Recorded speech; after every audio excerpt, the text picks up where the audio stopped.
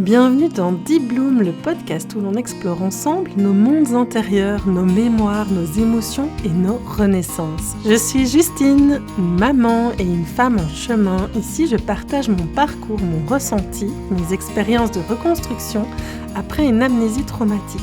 Dans ce podcast, tu y trouveras des témoignages personnels, des expériences vécues. Bienvenue dans cette communauté, bienvenue dans Deep Bloom.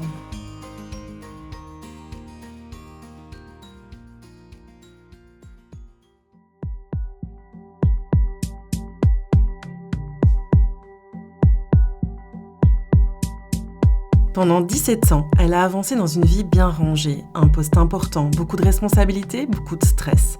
Et doucement, la sensation de s'éloigner d'elle-même, jusqu'au jour où son corps a crié. Une tumeur, 9 mois de douleur, l'opération, le risque, la peur. Et ce long temps de convalescence, dans son divan où tout s'est mis sur pause. Cette inactivité a ouvert une porte, la porte d'un voyage intérieur qu'elle n'avait jamais osé entreprendre. Méditation, Mind Design, Birth Chart. Pour la première fois, elle s'est vraiment écoutée.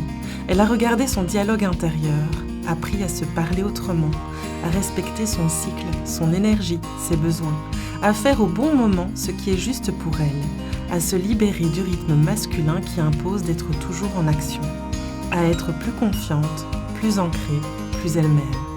Elle a compris qu'on ne peut pas vivre en avançant contre son propre corps, qu'on s'épuise quand on suit ce que les autres attendent, qu'on se retrouve quand on revient dedans.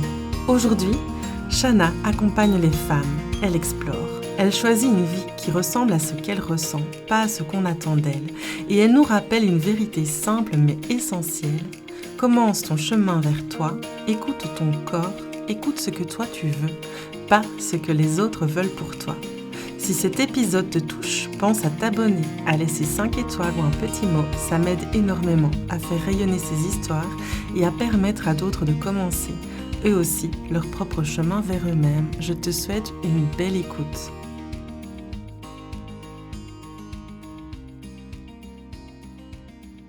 Bonjour Shana, comment tu vas ? Un peu difficile, mais difficile va aussi. Un peu émotionnel, mais pour le reste, je me sens bien.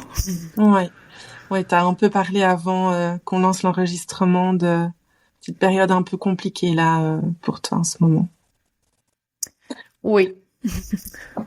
Et ce qui a été vraiment chouette pour moi d'entendre là maintenant, c'est que tu disais justement que maintenant, quand t'as une épreuve, tu me dis, je sais que je vais en sortir plus forte. Ouais, j'ai eu pas mal de choses difficiles dans ma vie et je sais que je suis toujours sortie plus fort qu'avant, que j'ai appris des leçons, que ça m'a fait grandir. Donc je sais que même si c'est une période assez difficile, je sais que je vais de nouveau en sortir plus fort qu'avant. Mhm. Et alors, je t'avais demandé de tirer une carte.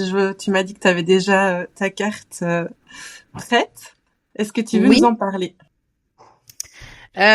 Oui, ouais. La carte, c'est en néerlandais, donc je l'ai traduit en... Merci.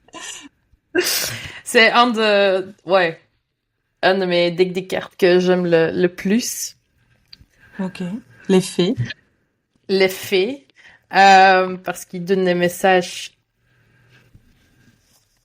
assez... ça m'apprend beaucoup sur moi-même et ma voyage. Ton voyage intérieur. Oui. Donc j'avais demandé de me donner la carte qui me ressemble le plus. Ouais, ok. Et il m'a donné celle-là, qui veut dire... Oh, il a traduit en mauvais langue.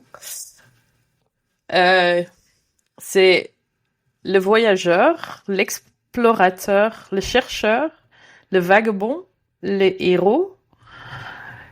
Tu dois agir et sortir de ta zone de confort pour réaliser tes rêves. Et ça te parle ?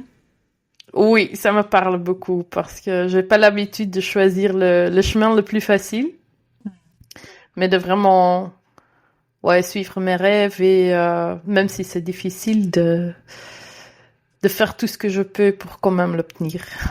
Mhm. Et t'es d'accord qu'on en parle aujourd'hui de tout ça, de ces chemins qui n'ont peut-être pas été faciles, mais et Oui. de tes rêves. Et, et avant ça, est-ce que tu veux bien en dire encore un peu plus sur toi? Ben ouais, peut-être le plus facile. J'ai 39 ans. Je suis de nouveau célibataire. Mhm. Je dois dire que début de l'année ou à mon anniversaire, quand je suis devenue 39, faire la réflexion que je deviens 40, Mhm. c'était... Je sais pas, pour moi, c'est le plus difficile que je l'ai déjà eu. Le 30, pour moi, ok, c'était une période avec beaucoup de transformations. Mhm. Mais maintenant, 40, ouais, c'est difficile. Ouais, oui, c'est un autre cap, hein. Oui. Et professionnel, je fais beaucoup de choses différentes, ce qui me plaît beaucoup parce que autrement, je m'ennuie assez vite. Mhm. J'ai eu une longue chemin pour trouver ce que je veux vraiment faire. Ok. Euh, j'ai fait plein de choses différentes. J'ai travaillé pendant 17 ans pour le même employeur. Ouais. Et c'était environ quand je suis devenue 30 que j'ai eu un problème de santé. Ils ont retrouvé un tumeur dans le nerf de mon dos. Comment ça s'est passé, ça? Tu avais des signaux? Ça avait commencé avec ouais, un peu mal de dos, mais ça commençait à vraiment faire sur mes jambes et tout ça aussi. Ça a pris, je pense, environ 9 mois avant qu'ils ont retrouvé le vrai souci. 9 mois de recherche avec la Oui, tumeur qui était déjà là, alors. oui.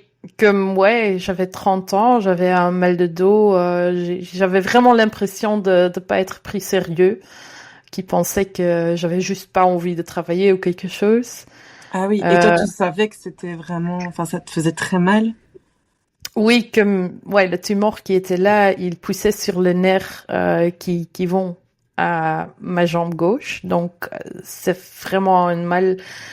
Tu sais pas t'assieds, tu sais pas rester assis, tu sais pas rester dans ton lit, tu sais pas promener, tout faisait tout le temps mal.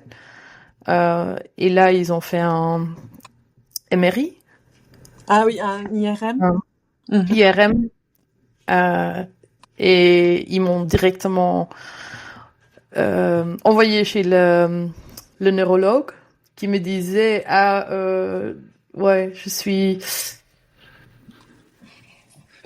ça me fait bizarre que t'es pas encore paralysé ou que t'as que ça, que t'as que mal pour le moment. Et j'ai eu les résultats le vendredi et je me suis fait opérer lundi. Ah oui, c'était une urgence. C'était vraiment en urgence que j'avais besoin l'opération avec tous les risques liés parce que ouais, ils sont en train de euh, couper, non? Oui, Quelque chose hey, qui était vraiment dans mes nerfs. oui. Donc, risque de toucher un nerf et d'être paralysé ou de perdre le sentiment dans mes jambes ou quelque chose était vraiment là. Et t'as eu que quelques jours pour te préparer. T'as eu déjà le choc de l'annonce. Qu'est-ce que ça t'a fait quand on t'a dit que t'avais un cancer? Ben, d'abord, j'étais content de finalement savoir ce que c'était Mhm. et qu'il y avait une solution. Mhm. Mais ouais, tu penses quand même une fois à ce qui peut se passer, être paralysé ou quelque chose. J'ai ma propre maison et je pensais directement, ah ouais, je sais pas rester ici parce que je sais pas l'adapter. Mais j'ai très vite pris la décision de pas rester dans un état stressé parce que Mhm. j'avais pas le choix. L'opération devrait se faire et Mhm. on allait voir après ce qui était les résultats. Et tu as eu peur pour ta vie aussi, au-delà d'être paralysée? Pas vraiment, vraiment, ouais, peur pour ma vie, un peu plus peur pour ma vie que j'avais avant. Que Comme je touchant. suis ouais, parce que je suis une personne très très active. Euh, si c'est physique ou pour le boulot, je suis toujours occupée avec quelque chose et là j'avais quand même peur de perdre l'opportunité de faire ce que je voudrais et d'obtenir mes rêves. Ouais. Et, et comment ça s'est passé alors le lundi quand tu es arrivée pour te faire opérer? Ben, heureusement, j'ai mes parents qui sont toujours là pour moi, et que ma mère était là à l'hôpital avec moi. C'était très très tôt le matin. Euh, et après l'opération, je sais que je me suis réveillée et il m'avait remis sur mon dos. Donc j'avais directement hyper mal. Euh, et là, j'ai appris que j'ai une allergie aux morphines parce qu'ils m'ont donné de morphine contre La le douleur? douleur. Mais apparemment, je tiens pas la morphine, donc j'ai dû vomir, ce qui est pas bon si t'as une cicatrice ou sur ton dos. Ouais. Donc je me rappelle le moment qu'ils m'ont remis dans ma chambre. Je sais vaguement que mes parents et ma sœur étaient là, mais après ça, non. Je sais plus rien jusqu'à le lendemain. Et là, Ouais. ça m'a pris quelques jours dans l'hôpital où je devrais rester dans le lit. Je savais même pas être assis. Euh, et ouais, après une semaine dans l'hôpital, j'ai pouvoir retourner à la maison. Mais de nouveau, c'était difficile à m'asseoir. J'étais dans mon fauteuil parce que, ouais, mon lit est au deuxième étage et des escaliers, Ouais. c'était pas possible. Tu ne savais plus Euh, marcher, enfin monter les non, escaliers. non, même marcher était difficile au début. Donc, pour être, ouais, j'ai été dans ma fauteuil pendant 2 mois. Mhm. Presque. Et tu savais si tu allais remarcher ou si normalement c'était une complication normale? Oui, c'était une complication normale, comme, ouais, j'ai quand même une cicatrice de 10-15 centimètres sur mon dos. Ce Ça qui devait être est, une grosse tumeur, ça. oui, mais il devrait vraiment ouvrir beaucoup pour savoir le retirer sans toucher d'autres nerfs. J'ai Mhm. perdu un peu de sentiment dans ma jambe gauche, mais heureusement, c'était le seul truc qui est resté, quoi. Ok. Et tu as dû faire d'autres traitements, chimiothérapie, Euh, radio. non, ouais, non, pas du tout. Je devrais juste les années après faire des euh, MRI, c'était quoi de nouveau? Des IRM, ouais. Ouais, c'est dans l'autre. C'est le même mot, mais Oui, là. J'ai dû faire des IRM chaque année pendant 5 ou 7 ans pour être sûr qu'ils avaient ouais. retiré tout le tumor parce que s'il y avait même un millimètre qui était resté, ça allait grandir de nouveau. Ouais. Et donc là, t'es en rémission, en guérison. Oui, maintenant c'est juste ouais, je connais le sentiment. Je pense que j'ai une fois eu, il y a 2 ans, où j'avais de nouveau mal, mais j'étais pas sûre si c'était ça. Donc, à ce moment-là, je dois directement avoir un IRM de nouveau pour faire le check si c'est pas le tumeur qui est revenu. Donc, c'est une possibilité que ça revient.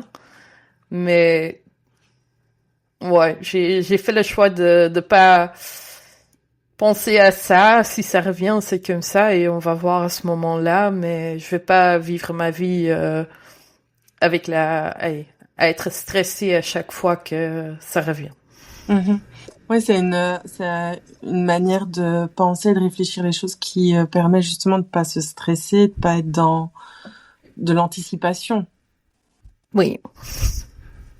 Et ça, c'est naturel chez toi, de pas être dans l'anticipation. Ça c'est une chose que j'ai dû apprendre, Mhm. mais pour moi c'est vraiment un choix Ok. de d'être comme ça, de pas rester dans le négatif ou dans tout qui peut se passer. Mhm. Euh, j'ai aussi, oui, ma famille ce sont des policiers, donc là aussi il y avait mon père qui était à l'aéroport quand il y avait Les les attentats. bombes, les attentats. Euh, ce sont des trucs que je veux pas rester là-dedans. Ma sœur a aussi, ma sœur, mon beau-frère, ce sont aussi des policiers, donc il y a toujours quelque chose qui peut se passer. On a entendu plusieurs fois les dernières années des policiers qui sont Mhm. tués, mais ouais. Si tu dois vivre vraiment avec tout ça dans ta tête, t'as plus de vie. Mhm. Ouais, ça a dû être quelque chose quand ton père était dans les attentats. Tu savais qu'il y était ce jour-là? Oui, je sais encore que j'arrivais au boulot à 8 heures du matin. C'était même pas encore dans les journaux ou quelque chose et j'ai reçu une message de ma mère. Papa au boulot, il y a un bombe à Zaventem, mais il est OK. Et après ça, on n'avait rien entendu de lui jusqu'à, je pense 13 heures ou quelque chose. Ah oui, donc de 8 à 13 heures, tu savais pas. Non. Si la troisième bombe avait vraiment explosé, il était plus là. Il était vraiment à l'endroit où il y a eu Ouais. les bombes. Ouais, il Ouais. travaillait à l'aéroport comme policier, donc il était un des premiers sur place pour essayer d'aider les autres gens. Ouais, ça a dû être un sacré traumatisme pour lui et pour vous, Oui. en effet. Mm. Et, euh, et tu expliquais que pendant plusieurs mois, tu as été dans ton fauteuil, du coup, à plus agir et suivre tes rêves. Qu'est-ce qui s'est passé dans ce canapé, dans ce divan? Ben, j'ai beaucoup réfléchi parce que ouais, j'avais mal, j'avais des douleurs, mais ouais, pour le reste, c'est pas comme j'étais hyper fatiguée ou quelque chose, donc ton cerveau, ma cerveau n'arrête jamais, mais à ce moment-là, bien sûr pas. Donc j'ai beaucoup réfléchi et j'ai remarqué aussi que j'étais pas contente avec la personne que j'étais à ce moment-là. C'était Je comment? travaillais, je travaillais vraiment vraiment beaucoup, 45, 50 heures par semaine euh, pour quelqu'un d'autre, parce que je Mhm. travaillais encore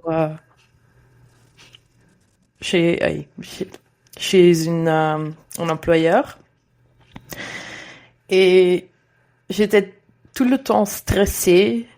Euh, j'étais pas heureuse, je faisais plus des trucs que j'aimais bien. J'étais plus d'accord avec comment la société fonctionnait à ce moment-là. Mhm. Et là, j'ai vraiment remarqué, je savais plus qui j'étais et j'étais pas content avec qui j'étais devenue à ce moment-là. Mhm. Donc là, tu as Donc pour commencé moi, à réfléchir à ça. ça c'est vraiment le moment que j'ai commencé à réfléchir, ok, qu'est-ce que je veux vraiment avec ma vie, dans ma vie? Euh, qu'est-ce qui sont exactement mes rêves? Qu'est-ce que je veux faire? Qu'est-ce que je veux réaliser? Euh, et ça a vraiment commencé avec un voyage d'apprendre qui j'étais. Et comment t'as fait ce voyage-là?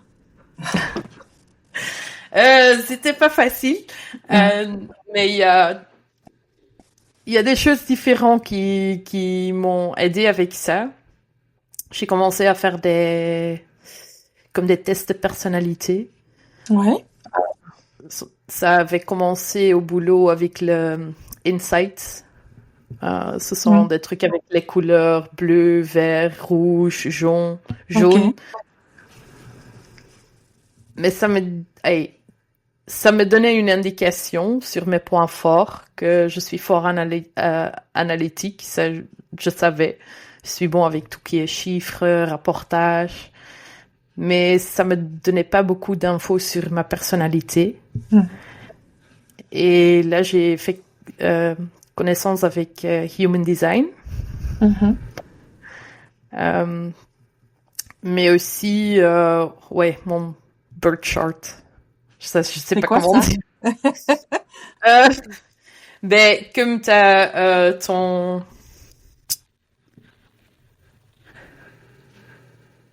Sterrenbeeld, constellation. Comme moi, je suis un taureau. Comme je suis née en l'astrologie. mai. Oui. Ouais. Mais normalement, tu sais, ok, je suis un taureau, un Gemini sur la date que t'es né, mais si t'as la date, l'heure et le lieu, t'as une rapport mais complet avec 12 ou 13 topics différents, chaque avec un truc astrologique qui est lié, avec une explication complète. Ok. C'est hyper intéressant parce que là, j'ai appris des choses vraiment sur le truc. Ok, maintenant, je comprends pourquoi j'ai réagi sur ça à une certaine façon ou pourquoi ça, c'est hyper important pour moi. Parce que mon Human Design et le Birth Chart, ils me disent un peu la même chose, dans le même style. Que je suis pas une personne pour vivre comme tout le monde ou comme la société va dire comme normal. Je suis différent et je peux être différent. Et je dois vraiment, dire je m'en fous, dire sur ce que les gens pensent de moi ou comment je vis ma vie et de faire ma propre chose. Et c'est comment être toi, une personne qui n'agit pas comme les gens normaux? Mais pour moi, c'était aussi environ ce temps-là que je me disais, ok, je veux pas d'enfant. Ok, ouais. Pour une femme de 31 ans, si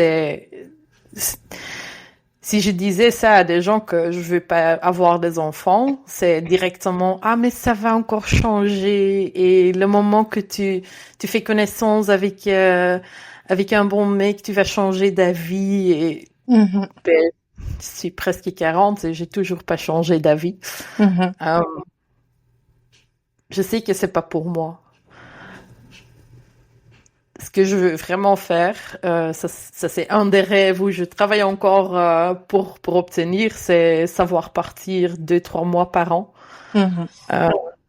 J'aime pas les hivers en Belgique, ça fait trop froid, trop gris. Oui. On commence à le sentir maintenant. Oui. Et pour moi, le rêve, c'est vraiment de savoir partir de début janvier à fin mars et de vivre quelque part d'autre, mais encore savoir travailler depuis un autre endroit et de voir un peu tout dans le monde. Ouais, tu veux explorer, c'est un peu comme ta carte. Oui. Tu veux explorer, tu veux explorer le monde et toi-même. T'as déjà dû passer par t'explorer toi-même et puis ensuite tu veux explorer le monde, quoi. Oui. Je pense que il y a beaucoup de cultures où on sait qui peuvent nous apprendre beaucoup. Je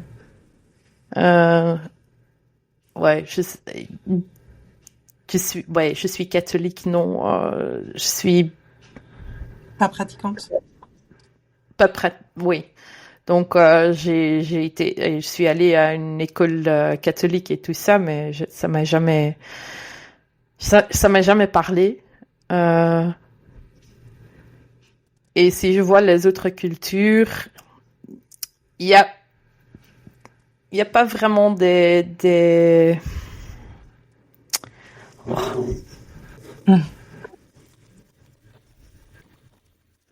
religions qui me parlent. Ok. Mais je pense que même sans les religions, tu peux apprendre beaucoup sur les autres cultures et comment ils vivent leur vie et comment c'est de temps en temps ça peut être hyper différent que ce qui est normal pour nous. Mhm. Et de temps en temps c'est mieux, de temps en temps c'est pire. Je suis juste allée une semaine à Tunis, qui était aussi c'était intéressant à voir. Il y a plein de trucs dans ces cultures qui sont pas pour moi du tout. Mais il y a quand même des autres trucs qui me parlent bien. Donc, ça, je trouve vraiment intéressant de voir comment ils vivent, comment ils agissent sur les autres gens. Est-ce que tu peux apprendre de ça? Oui, toi, tu as envie d'apprendre de ça et de voir, et peut-être mieux te connaître encore, savoir ce qui te convient, ce qui te plaît. Oui. Et je suis vraiment quelqu'un, s'il y a quelque chose qui m'intéresse, en anglais, on dit je vais going down the rabbit hole. Oui. Donc, je veux savoir tout sur ce sujet. Ça a été comme ça avec le Human Design, avec le Birth Chart, mais aussi que maintenant avec ce que je fais dans mon coaching, c'était de vraiment vivre avec ton énergie et ton cycle. Ouais. Parce que je pense comme femme, on vit dans un monde assez masculin. On a appris à vivre sur une manière très masculine. Créé par les hommes et pour les hommes parfois. Oui, avec un rythme de 24 heures, 7 jours, un mois. Ce qui n'est pas la meilleure façon à vivre pour une femme. Dès que je suis sur mon cycle naturel,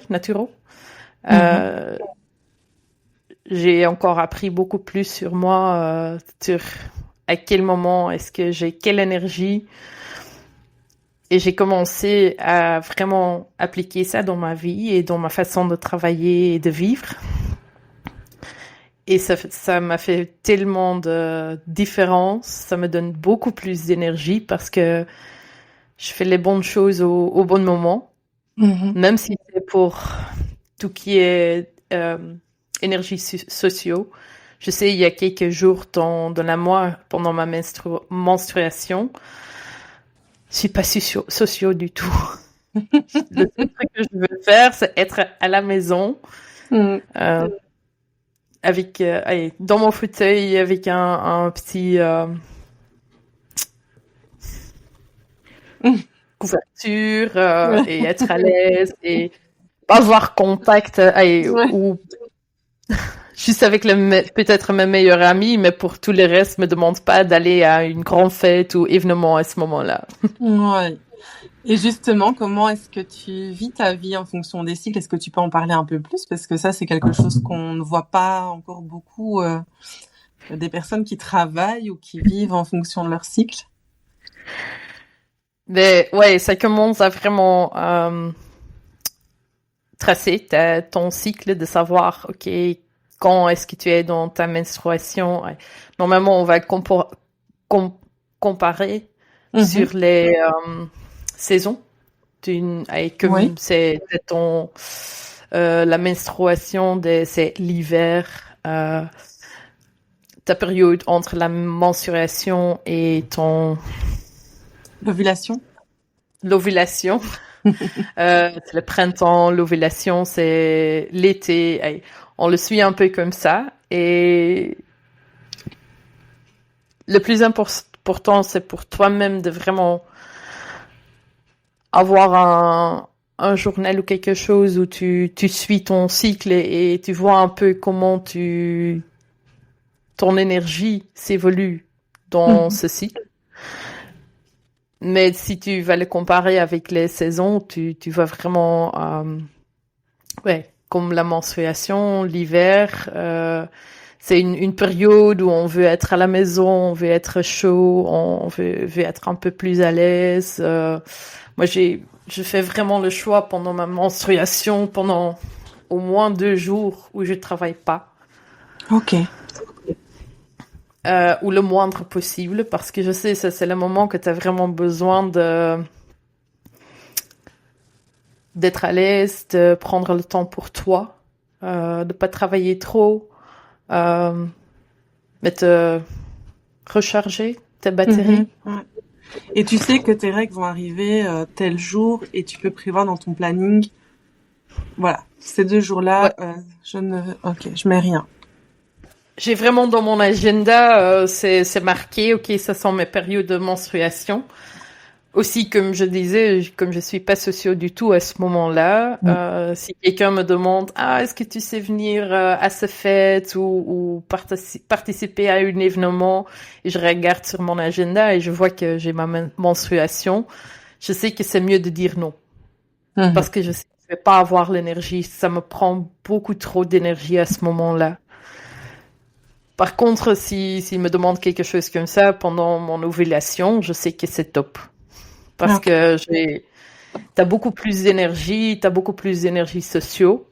Là, par exemple, je vais pas faire de travail comme administration ou rapportage ou des trucs comme ça parce que j'ai trop d'énergie. Je dois faire quelque chose actif. Ok. Et donc tu places aussi ton type de travail en fonction de tes cycles. Oui, exactement. Et comme ça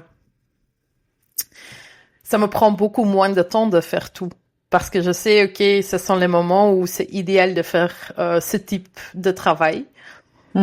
Et si j'essaye de faire administration pendant mon ovulation, ça va me prendre 4 heures parce que j'ai trop d'énergie et je sais pas tenir mon focus.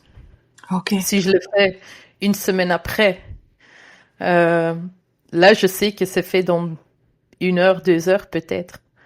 Parce que là, c'est vraiment une période où tu as beaucoup plus de focus, focus sur tout qui est détail, pour tout qui est répétitif, ça va beaucoup plus facile. Donc, si je sais le régler comme ça, que je sais, ok, ce 3 jours de mon ovulation, je vais pas le faire, mais j'attends 1 semaine en plus. Là, ça me prend la moitié de temps qu'avant, donc. Ça me permet vraiment de faire beaucoup plus, mais aussi d'être beaucoup plus en balance. Ouais. De te laisser aussi du repos.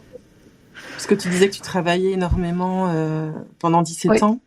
Donc là, tu t'octroies aussi du temps de repos. Et je sais à quel moment du mois ou de mon cycle que j'ai vraiment besoin plus de repos que des autres temps. Pendant ton printemps ou ton été, ouais, t'as beaucoup plus d'énergie. Je sais faire beaucoup plus. Je suis beaucoup plus active. J'ai pas vraiment besoin beaucoup de repos à ce moment-là, mais je sais que la semaine après ton ovulation, et bien sûr la dernière semaine avant ta menstruation et pendant la menstruation même, là t'as beaucoup plus besoin de repos. Ton corps a aussi vraiment besoin beaucoup plus de repos à ce moment-là.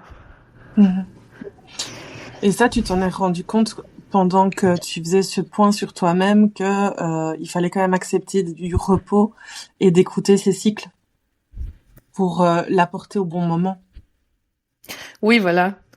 Comme ça, j'ai beaucoup moins de stress comme je fais toutes les choses au bon moment. aussi, je vais pas me stresser à faire 3 événements pendant ma menstruation où je sais que ça me prend beaucoup trop d'énergie. Surtout qu'il y a boulot, mais même à la maison, je sais, ok, ça c'est le meilleur moment pour faire une nettoyage détaillé que les autres moments où je sais, ok, non, Ouais. je vais attendre encore 2-3 jours à ce moment-là. Je sais que je vais vouloir le faire et maintenant, ça me stresse plus si je me dis, ok, je vais plus me dire, oh, je dois faire ça. Non, je peux faire ça. Ou je peux attendre encore quelques jours et le faire à ce moment-là. Ouais, c'est accepter d'avancer à son rythme aussi et de pas forcer les choses, quoi. Oui, et comme je suis quelqu'un qui est très haut dans l'énergie masculine aussi, sur toujours vouloir avancer, aussi mon côté analytique et tout ça. Comme je vis maintenant un peu plus sur mon énergie, mon cycle, je suis beaucoup plus en balance aussi entre mon énergie masculin et féminin. Et cette énergie féminine, du coup, avant, elle ne s'exprimait pas beaucoup?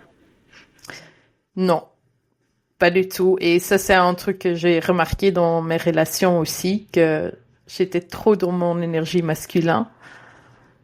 C'est toujours vouloir avancer, pas écouter ce que ton corps a besoin, pas être dans tes sentiments, écouter à ce que tu as besoin, et juste aussi de recevoir. C'est aussi une énergie assez féminine de savoir recevoir. Donc je voudrais toujours donner, aider, mais aussi maintenant je peux recevoir d'aide aussi.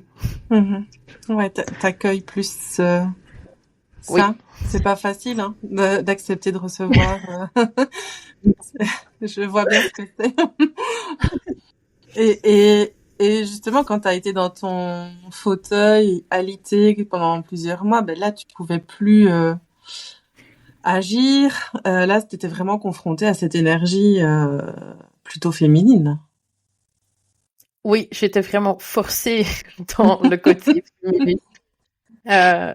Ce qui était pas facile à ce moment-là, mais que qui me faisait vraiment remarquer, ok, non, je suis pas en balance. J'ai pas de balance entre les deux, j'ai pas de balance dans ma vie. Et je dois vraiment changer quelque chose. Mais ouais, changer de la façon comment tu vis l'un jour à l'autre, ça ne va pas non plus. Ça prend du temps. T'as besoin d'essayer des choses différentes pour savoir ce qui marche pour toi, parce que on est toutes uniques, on n'est pas toutes les mêmes. Et ça, c'est un des trucs que j'ai toujours trouvé dommage sur comment on grandit, comment on a appris à l'école, mais même souvent maintenant sur beaucoup de formations ou avec beaucoup de coachs aussi, que c'est la même chose pour tout le monde. Ça marche pas parce qu'on est tous différents. Oui, on généralise beaucoup les accompagnements, c'est ça que tu veux dire? Oui. Et tout ça, donc ça t'a amené à retourner au travail, ou tu t'es dit non, je n'y remets plus les pieds? À ce moment-là, je suis retournée au même travail parce que j'avais besoin. C'était quand même une voyage de ouais. Entre-temps, ça fait 9 ans, donc ça m'a pris au début aussi quand même 2-3 ans pour vraiment avoir une meilleure connaissance sur moi-même et de ce que je voudrais pour ma future, ce qui était vraiment mes rêves. Et après, quand je le savais, ça m'a pris encore un peu de temps pour obtenir quelques de ces rêves et de savoir faire quelques changements, parce qu'après 17 ans, je suis partie chez cet employeur, ce qui n'était pas facile non plus parce que, j'avais un bon boulot, j'étais très bien payée. Ouais. Donc, j'avais déjà commencé comme entrepreneur, mais après mes heures. Et le moment où j'ai vraiment pris la décision de partir, j'avais pas encore assez de clients pour savoir vivre de mon coaching. Mais comme ils étaient en train encore de faire beaucoup plus de changements avec ce qui j'étais pas d'accord du tout. Et là, j'ai vraiment dit, OK, non, ça, je sais pas tenir ça et je veux partir et ouais, ça a pris. C'était pas facile, comme je disais. C'était un saut dans le vide. Oui, et même maintenant, j'ai encore des périodes qui sont difficiles, comme je suis célibataire, j'ai ma propre maison, tout doit quand même être payé. Donc, je travaille maintenant mi-temps pour un employeur. Et à côté de ça, j'ai mon coaching et je suis aussi make-up artist. Oui. Professionnel. Je fais des workshops pour 2 marques belges. Oui. Qui travaillent avec le maquillage minéraux. Comme c'était aussi un truc qui était et qui est vraiment important pour moi, c'est de vraiment réfléchir sur ce que tu utilises comme produit sur ton peau, parce qu'il y a plein de trucs qui ont une influence sur tes hormones. Et oui, tes hormones ont une influence énormément sur ton énergie et ton énergie, ta peau, un peu tout, quoi.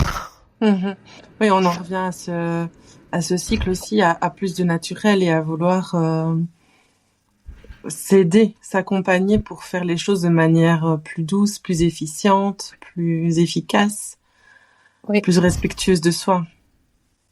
Oui, voilà. Et ça, c'est vraiment, si tu commences à vraiment écouter ton corps, pour moi, ça a commencé avec mon énergie. Là, j'ai commencé à remarquer aussi que j'ai plein d'intolérances. Ah oui, alimentaire alors? Oui. Et des choses comme des tomates, des poires, des pommes, des trucs qui sont, pour la plupart de gens qui regardent ça comme faisant saine. Oui. Mais qui sont pas pour moi, qui sont pas sains pour moi. J'ai une réaction sur mes hormones qui me prend beaucoup d'énergie. J'ai beaucoup moins d'énergie si je mange ça. Tu le vois directement sur mon peau aussi. Je commence à avoir l'acné. Et ouais, aussi, je suis beaucoup plus fatiguée. Et ça, c'est pour moi quelque chose que pas beaucoup de gens se remarquent, que s'ils sont beaucoup fatigués ou ils n'ont pas d'énergie ou des trucs comme ça, que ça peut être lié à l'alimentation. Et comment tu as su ça, justement, que ces aliments... Comme j'étais sur un cycle naturel, et je suivais mon cycle, je le suis encore. Donc je marque vraiment, OK, aujourd'hui mon énergie est ça, c'est à ce niveau-là. Et là, j'ai commencé à remarquer, il y a quelque chose qui va pas. C'est plus comme normal. Et là, j'ai fait des tests et vraiment... c'est pendant 3 mois que tu dois presque tout arrêter de manger. Tu peux que manger certains trucs et après, c'est un par un. Tu peux recommencer à ajouter quelque chose pour savoir comment tu réagis là-dedans. Et c'est à ce moment-là que j'ai vraiment remarqué, OK, ça sont les trucs que je peux pas manger ou je peux pas manger beaucoup. D'accord. Parce que sur un certain moment, j'ai arrêté de faire une liste de ce que je pouvais pas manger. Je mettais juste une liste. Okay, ce sont les trucs que je peux bien manger. Il reste plus grand-chose. À ce moment, il restait plus grand-chose. Maintenant, je sais, il y a plusieurs trucs. Je peux le manger, mais je peux pas le manger tous les jours. Ou j'ai retrouvé une balance là-dedans aussi. La semaine comme à Tunis, ouais, là, je sais que c'est presque impossible de tenir à cette liste. Mais je sais, je vais le sentir, ouais, fin de la semaine, début de la semaine prochaine. Mais à ce moment-là, tu le sais et c'est un choix. Oui, c'est ça. Ouais. Donc, et donc, ouais, toute donc cette tumeur et cet événement, ça a été aussi, enfin, t'as remis en question plein de choses. Il y avait à la fois qui tu es, quelle personne tu es, mais comment tu manges, comment tu vis en fonction de tes cycles. Donc, t'as vraiment fait un reset en profondeur. oui, si je réfléchis sur moi il y a 10 ans, je suis une personne tout à fait différente. Mais je suis beaucoup plus heureuse et j'ai vraiment l'impression que je m'ai retrouvée. Et t'es beaucoup plus à l'écoute de toi. Oui. Et tu t'es retrouvée. Oui. Mais ouais, ça aussi dit que j'ai perdu pas mal d'amis, comme je suis plus la personne que j'étais avant. Mais j'ai aussi j'ai quitté moi-même aussi certains amis parce que je disais leur façon d'être et façon de vie, c'est plus pour moi. Ouais. C'était plus en accord avec tes valeurs. Pardon. Voilà. Ouais. Cool.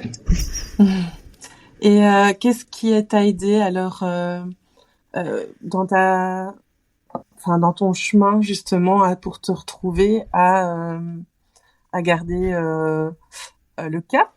Est-ce qu'il y a des routines, des rituels que tu as mis en place dans ces transitions? Oui.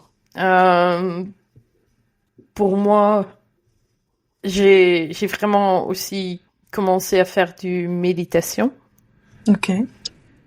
Comme je disais là tantôt aussi, normalement mon cerveau ne s'arrête jamais. Et pour moi, la méditation, ça m'a permis de vraiment ralentir. Oui, ça aide beaucoup, surtout les personnes qui ont le cerveau qui... Et vraiment de retenir vers moi-même, d'écouter moi, mon corps, et d'arrêter d'écouter tous les gens ou le monde autour de moi, et de vraiment penser, ok, qui est-ce que je veux être, qu'est-ce que je veux faire, qu'est-ce qui est important pour moi, qu'est-ce qui sont mes valeurs. Et la méditation m'a vraiment aidé à... C'est pas un truc que je fais encore tous les jours, mais je sais que, ouais, je disais, j'ai une période assez difficile et ça, c'est une période que je sais, ok, c'est bon à retourner faire cette routine de recommencer de le faire et de nouveau, ok, voir avec moi-même qu'est-ce que je veux, comment est-ce que je vais avancer, qu'est-ce qui est le leçon que j'ai appris aussi. Ouais, ça t'aide à clarifier et à faire le point. Oui. Oui. Et comment tu vois ta résilience? Ben, comme je disais, j'ai pas la façon de prendre les chemins le plus facile. J'ai pour moi, ça m'a toujours aidé de vraiment regarder au futur, de regarder les points positifs euh, et de penser à tout ce que j'ai, pas tout, à tout ce que j'ai pas. Parce que même si tu as une période hyper difficile, si tu commences à réfléchir vraiment sur tout ce que tu as, toutes les personnes autour de toi, t'es beaucoup plus riche que tu penses. Oui, c'est vrai. Et ça, c'est aussi une habitude que j'ai appris, c'est de vraiment noter ou au moins y réfléchir, ok, qu'est-ce qui sont 3 trucs positifs qui se sont passés aujourd'hui, même si c'était une journée hyper difficile. Le fait que, comme c'est hyper froid dehors pour le moment, que on est chaud à l'intérieur, ce sont des points positifs. Donc tu peux toujours trouver 3 points positifs et que c'est beaucoup plus facile de voir la vie positive que de rester dans le cycle négatif. Ouais. Et ça, c'est un des premiers trucs que j'ai appris tout au début de mon chemin. C'est aussi d'être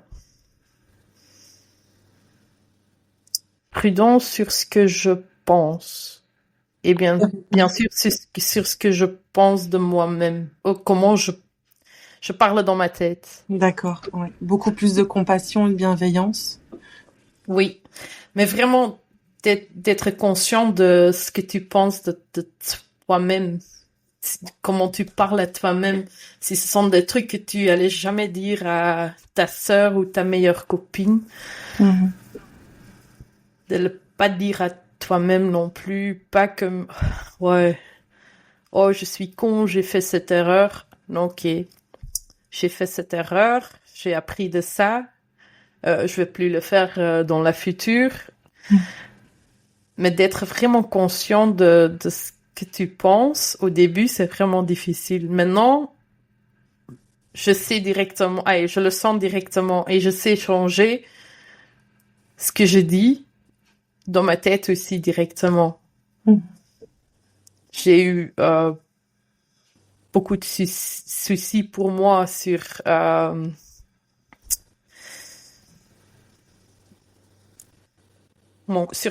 avec mon corps, que j'étais je suis quelqu'un, j'apprends hyper facile des poids, mais je le perds aussi de nouveau, donc c'est à chaque fois un yo-yo. Et au moment que j'avais appris beaucoup, après l'opération, quand j'étais dans mon fauteuil pendant 2 mois, j'ai remarqué que j'étais hyper négative dans ma tête sur moi-même.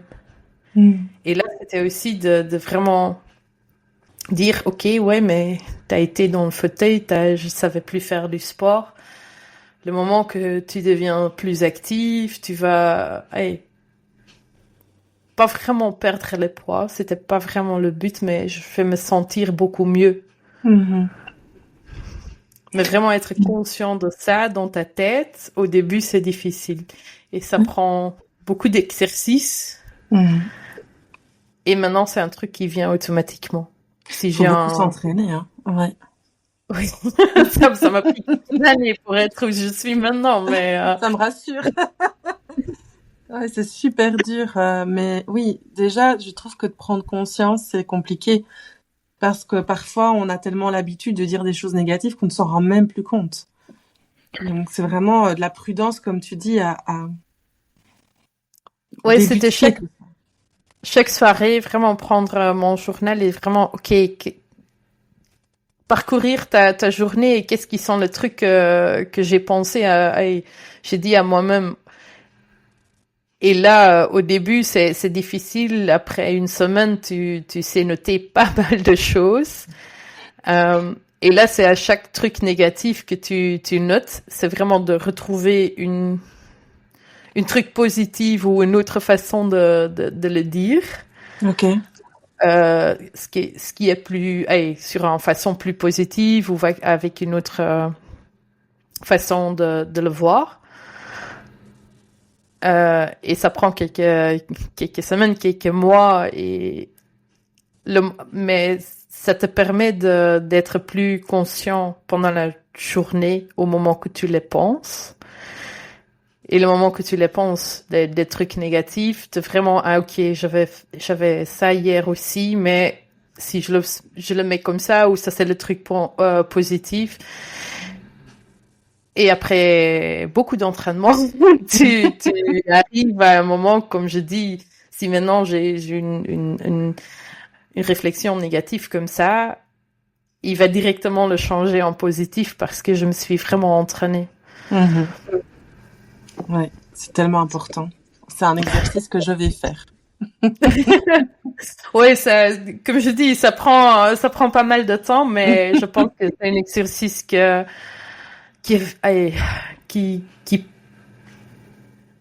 bon pour tout le monde. Ouais, parce qu'on a on a tous des moments négatifs, on a tous des trucs négatifs qu'on dit sur nous-mêmes, et personne n'est parfait. On fait tous des erreurs, où on a des points sur notre corps ou notre visage ou nos cheveux qu'on n'aime pas trop, mais il y a plein d'autres points qui sont hyper positifs et qui sont hyper beaux. Et comme je dis, pour moi, vivre positivement, c'est vraiment, c'est un exercice, mais c'est un choix. Ouais, c'est une manière de vivre. C'est vraiment une manière de vivre.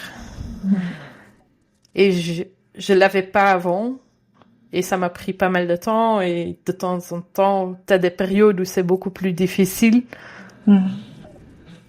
Mais c'est un choix. Tu dois le choisir pour toi-même. Oui, choisir d'être positif ou choisir d'être négatif. Ouais. Oui. Et là, c'est beaucoup plus agréable de vivre une vie quand on choisit d'être positif. Pour moi aussi, quand ma relation s'est finie il y a 2 semaines, je m'ai donné 2 jours d'être négatif, de pleurer, de sortir toutes mes émotions. Mais après le 2e jour, je me dis, ok, non. Maintenant, on va avancer.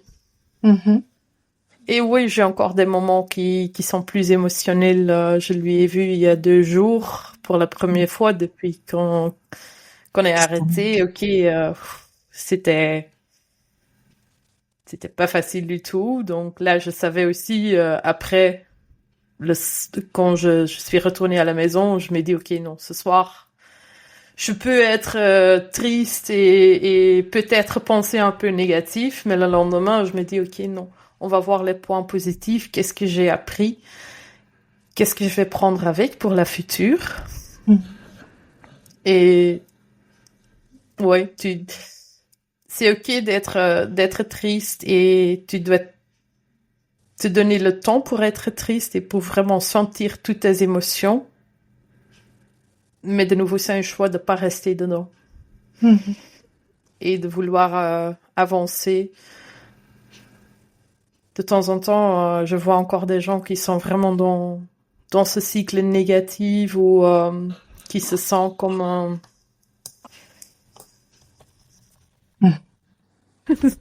Ouais, j'ai dit verre pour des mots que je sais vraiment plus. Comme un victime.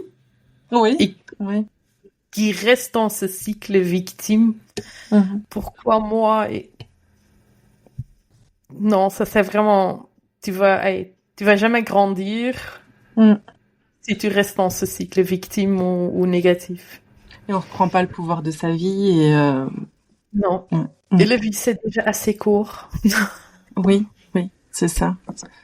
Tu penses que c'est un peu un mantra que t'as, c'est la vie est courte, faut la vivre en étant vraiment en accord avec soi et voir le positif? Oui. Pour moi, c'est vraiment, tu dois vivre ta vie comme toi tu veux, pas comme... Ouais. Se les gens défaire des... trouvent normal. Ouais. Oui. Tu dois suivre ton chemin à toi Mhm. et d'être le plus heureux possible. Tu vas toujours avoir des moments difficiles, mais tu dois le voir comme des moments de grandir, d'apprendre des nouveaux Mhm. leçons. Mais c'est assez court. Je pense vraiment qu'on est ici pour apprendre et pour grandir et être le plus heureuse possible. Mhm. Et si ta résilience était une fleur, laquelle serait-elle?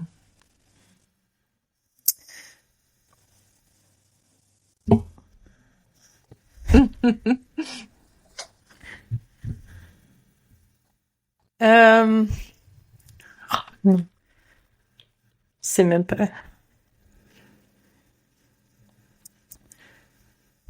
Je sais même pas le nom du fleur. Ah, Euh, mais c'est vraiment pour moi, une fleur qui reste même, ou qui peut mourir dans les moments difficiles ou comme pendant l'hiver, mais qui va à chaque fois revenir en plein ah, couleur et mhm. à chaque fois plus grand et plus joli. Mhm, ça c'est beau. Et si t'étais une couleur, si ta résilience était une couleur? Je pense que je dois choisir le rouge ou l'aubergine comme couleur. Aujourd'hui, il y a beaucoup de rouge, hein. Oui. Euh, je suis vraiment quelqu'un qui va choisir les couleurs de mes vêtements et même mon maquillage aussi. Je dois le sentir. Ok, ça m'attire aujourd'hui parce que je trouve aussi que les couleurs que tu portes, ça change ton humeur, Et ton énergie, du coup. ton énergie et comment tu Ouais, te sentis. ouais. Donc aujourd'hui, c'est vraiment le rouge, mais je reste toujours un peu dans tous les couleurs, tous les types de couleurs rouges. Un petit nuancier de rouge. Oui. Et si ta résilience était une force de la nature, laquelle serait-elle? Euh, oh, comment ils disent un La twister? tornade? Un Tornade? tornade. Et pour quelle raison? Euh, parce que une tornade, quand ça passe, ça change tout à fait comment tu vois la vie ou la vie autour de toi. Et ça peut, au premier moment, te ressemble comme un truc très négatif, mais c'est pas toujours négatif parce que ça te donne l'opportunité de changer et de grandir. Hmm. Et si tu devais t'offrir un compliment, lequel serait-il? Euh, Ça, c'est un truc difficile. C'est C'est toujours dur, hein. difficile. Ouais. C'est la question la plus difficile.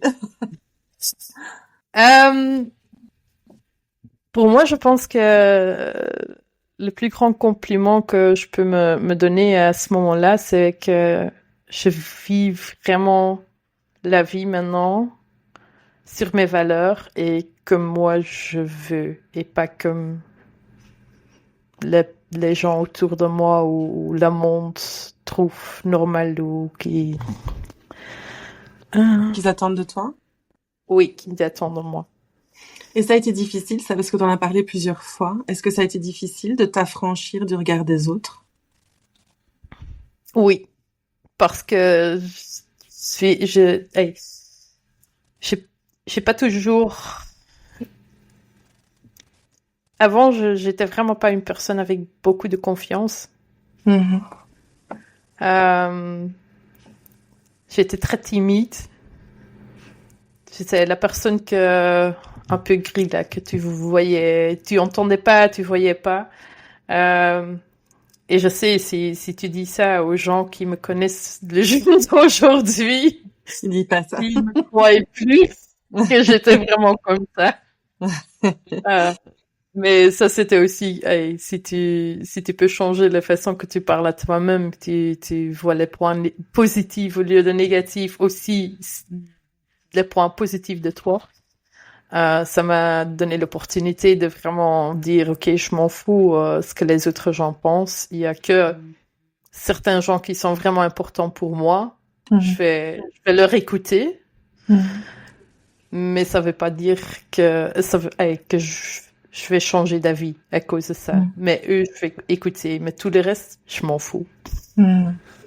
Ouais, et maintenant, tu as plus confiance en toi. Qu'est-ce qui t'a aidé à avoir plus confiance en toi? C'est cette transformation de pensée? La transformation de pensée, aussi de me connaître beaucoup mieux qu'avant, et aussi la méditation de vraiment savoir ce que pour moi qui est important. Ça m'a aidé à être plus confiante, de dire, ok, je sais qui sont mes points positifs, je sais que j'ai des points à améliorer, mais j'ai plein de trucs positifs aussi. Et ouais, si ça te plaît pas, c'est ton problème et pas la mienne. Très bien.